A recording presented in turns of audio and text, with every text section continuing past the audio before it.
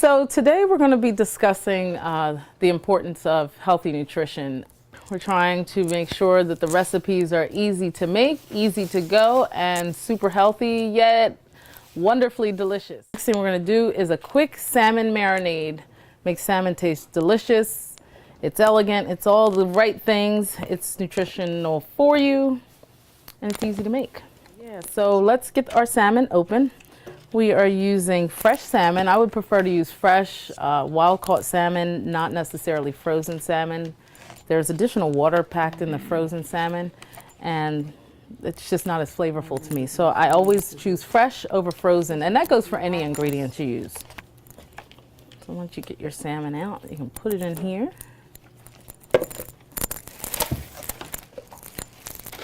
Nice. Let me give that salmon a quick rinse. There's just 5 ingredients in our marinade today for the salmon. We have sesame oil. It's 100% pure sesame oil. It's not a blend oil, so I recommend that you use this. A balsamic vinegar, just a plain balsamic vinegar, not a vinaigrette. There's no oil added to this because we're going to use the sesame oil as our oil. We have a gluten-free soy sauce. We're going to use that as well today. And salt and pepper. And that's it. It's as easy as that. So once you have your salmon rinsed, you're going to put it in your baking tray. We'll do 2 pieces in here, and then we'll do another piece in a different tray. So literally all you're going to do is a drizzle to coat, a drizzle to coat, another drizzle, salt and pepper. And the same thing, you're going to, give it a good crank all over. Good, nice, perfect. This is a fish that's high in good, healthy omega-3s, which is important in our diet, and also high in protein, which is good for muscle repair and muscle build. And salmon is a little tricky because if the pieces are smaller and thinner, like from the tail end of the salmon, it may take less time to cook. And if it's from the, more of the chest area, the front end of the salmon, it may take longer. So we'll see what it looks like after about 20 minutes. We don't want to overcook it because salmon is easy to dry out, so we don't want that to happen. And what you want to look for as far as it being ready to remove from the oven is a flakiness on the inside of the salmon. So piece of salmon that's easy to remove, that's flaked, as you can see there, it's just flaking off, that's done. If it was hard to kind of pull apart, then you know that it's not done, and you want to put it back in the oven for a little bit. Like I said, you don't want to overcook it, so be sure to take it out probably about 2 to 3 minutes before you believe it's actually done, so that the salmon can rest and continue to cook outside of the oven. Ideally, this is about a 6-ounce serving size piece. It should be about the size of a deck of cards, a little bit bigger than a deck of cards, so this should be about 6 ounces. Next up, our meatloaf. We're putting mushrooms in our meatloaf. All right. Because we need to get rid of those. They add extra protein. So what you want to do is make sure. Protein? Yeah, there's protein in mushrooms, definitely. A lot of vegan or vegetarians eat mushrooms. Yeah, so what I usually do, Sam, let me just show you. I do like this because I'm always trying to figure out the quickest way to do stuff. Cool. Then I go that way, and then I mix them back together, and then I go this way. So this is going to be your dumping ground for everything you're going to cut up and put in the meatloaf. So once you get it all cut up, let me move you over just a hair, Lisa. Once you get it all cut up, just dump it in your bowl. In our meatloaf today, we're using our leftover mushrooms from a different recipe, which is an awesome thing to do. And then next, we're going to add onion to our meatloaf. We're going to use about anywhere from 1/4 cup to 1/2 cup of the various ingredients. We're also going to add ground chicken to our meatloaf. We're going to use a lean ground beef. We also have here a grass-fed ground beef, which is always best. I always go for grass-fed meat if possible.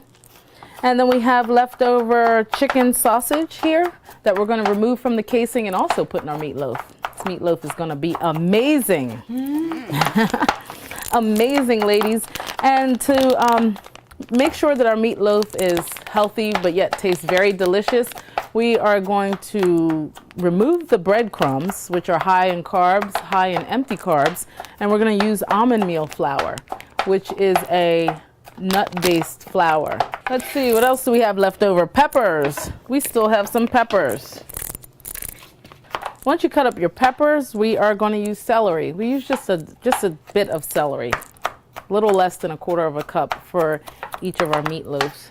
We've got a package here. It's called a poultry mix in the grocery store. It's a pack of a variety of herbs. There's sage in here, there's thyme, and rosemary. So we're going to make sure we put a little bit of each of those in there.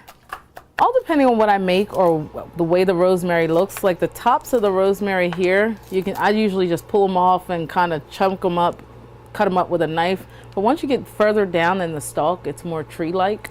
So you'll have to remove the needles and then you can cut it up, or you can leave it whole, depending on how much you like rosemary. So we're going to use a couple sprigs of thyme. Thyme is the same way. It's pretty tender, so you can just take a knife and cut it up, or you can remove it from its stems. Either way. Okay. Yep. Cool. And then we have sage, which we're going to save the sage for another recipe. And we can put parsley in our meatloaf. The idea is to buy ingredients that you can use in all of your recipes for the week. These are fresh herbs. And then I also have the same version of the dry herbs back here.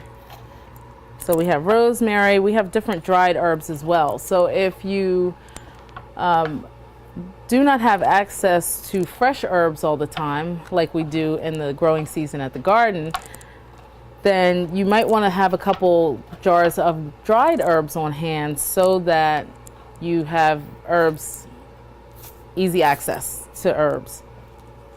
And dried, you would use less of the measurement in a recipe than you would for fresh herbs, so keep that in mind. If the recipe calls for 2 teaspoons of fresh rosemary, then you only want to probably use 1 teaspoon of dried rosemary in your recipe. So we're going to split up our meat here. This is the grass-fed beef. So next we have a lean ground beef here, beautifully lean ground beef, same as the grass-fed, except for the grass-fed is grass-fed. We're going to use half of that in here. And then you're going to remove this chicken sausage from its casing. So I usually squeeze one end and squeeze the other end and Okay, cool. squeeze it. Just squeeze it. And then our last meat we're going to use is ground chicken. I like the various flavors from the different style meats. So do you necessarily have to use grass-fed beef? Probably not. You can probably just use the lean ground beef and ground chicken and stop right there. But since we use the chicken sausage in a different recipe, decided to incorporate that in our meatloaf today. We're going to use about half in here, and half of that's going to go in here. And now we're going to add our dry ingredients. So we're going to add our salt and pepper, so each of you go for that. We're going to use today garlic powder and onion powder.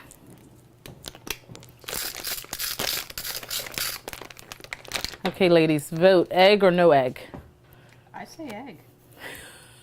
Let's go for it. More protein. We're going to add eggs. Okay, so any type of spiciness. Let's see what we have. We have here chipotle chili. We added black pepper, of course. We have chili powder, if you'd like. Not necessarily a fan of adding that to my meatloaf, but then I also have cloves, which cloves adds a very savory taste to a meatloaf, which most people don't put in there, but I love it. So if you want to try that, it's something different. Lightly. Yes, you want to go light because it can be a little bit too much if you go too heavy. And then we're going to add the almond meal flour. We're going to add about 1/4 cup, not much. And that's going to take the place of our breadcrumbs. So we've got almond meal flour, which has very low carbohydrate, but it also has a high amount of protein in it. We're going to put 1 egg in each. All right, so now once that's done, you are going to mix This is the fun part. We're gonna get our hands a little dirty. Gonna make sure you get the meats equally distributed so you don't have a chunk of sausage and a chunk of lean meat, but you want it all mixed together. Get the vegetables mixed in there really good. And the idea behind making meatloaf is that it's an easy way to get in a high amount of protein, and it's easy to carry. It can be eaten for lunch, or it can be enjoyed for dinner. And we are going to make personal size loaf pans, which makes it that much easier. So we'll make it in the loaf pan. You can either cover this in foil, or you can put it in a bowl, slice it up and put it in a bowl. The other prepared meatloafs can go in the freezer. If you're not ready to eat them yet, put them in the freezer. So now once your meatloaf is fully mixed, you're gonna make mini loaf pans so you can fill it, not to the rim of course, because the juices would bubble out. So we wanna fill it till it's about 3/4 of the way filled. Okay. You can shape it up like a meatloaf a little bit. Just kind of press the meat down on the edges. Oh, I got it. And make it nice and flat. Cool. And you can always go more or less vegetables with the meatloaf so as to still keep it in the easy category. You can use one meat as an alternative. As I said before, you can use dried herbs in the place of fresh herbs, because we want to make sure that for those of you who are just starting out and new to healthier eating, we want to make it easy. So if you want to buy the dried herbs, go for the dried herbs. They're still equally delicious. Okay, so now that our meatloaf are in our smaller size pans. I love these pans, baby meatloaf. They are cute. We are going to put them in the oven at 350 degrees. You can cook meatloaf at about 350 to 375 degrees, and we're going to cook them until they're done. So I would estimate it'll take about 40 minutes for each of these to cook, and for the vegetables to become tender and transparent. And that's what we're going to look for. You know that meatloaf is done when the juice from the meatloaf is pretty clear. So we'll put a little pressure with a fork on the top as they cook to check them periodically, starting at about 30 minutes. After they've been in the oven for about 30 minutes, we'll check the consistency and check the juice on top. And if there's any red color to it, there's still raw meat on the inside. So we want to let that continue to cook more. And if there's not, then that means they're done. A lot of times when people are really focused on nutrition, trying to be healthy conscious, they make their own sauce, but for convenience, we're trying to keep it easy, keep it simple, easy to pack up and go, just buy an all-natural sauce. And so this is what's going to go atop our meatloaf. So it took about 40 minutes to get the meatloaf to a point where it was done. Add a little bit of all-natural barbecue sauce. Put it on a low broil for about another 5 minutes, and our meatloaf will be done. Drain each of these before we store them to eliminate excess fat when we go to eat it. For more information about our community gardens and for additional healthy recipes, please visit us on the web at www.mosaicclt.org.